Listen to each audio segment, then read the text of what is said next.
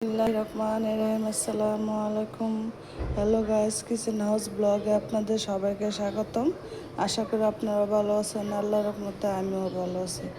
আজকে দুপুরে রান্না করব ডোগা তরকারি, তাই সব কিছু একসাথে নিয়ে নিলাম।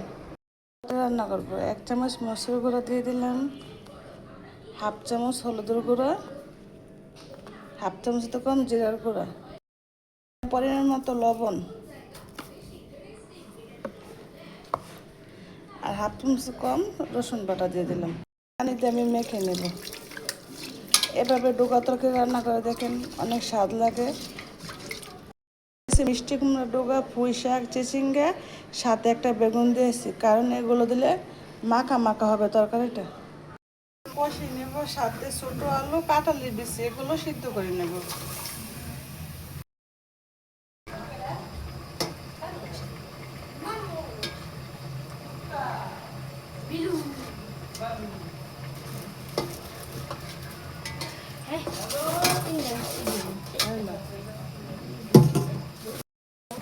দিয়ে দিলাম,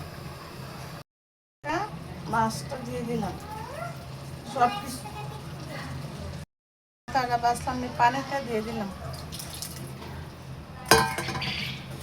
এইভাবে একদিন আপনারা তরকারি রান্না করে খেয়ে দেখেন, অনেক ভালো লাগবে, তেল ছাড়া। এভাবে আমার মা চাষের আগে রান্না করতো।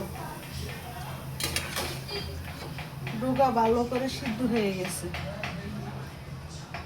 লবণ কম হয়েছে, তাই একটু সামান্য পরিমাণ লবণ দিয়ে দিলাম।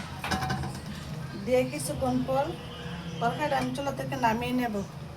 যাতে রেসিপিটা ভালো লাগে দেখে লাইক দিয়ে পুরো ভিডিওটা দেখে নেবেন, আর সাবস্ক্রাইব করে বন্ধু হয়ে পাশে থাকবেন। আপনার একটা সাবস্ক্রাইবার আমার অনুপ্রেরণার জায়গায় কাজ করার জন্য।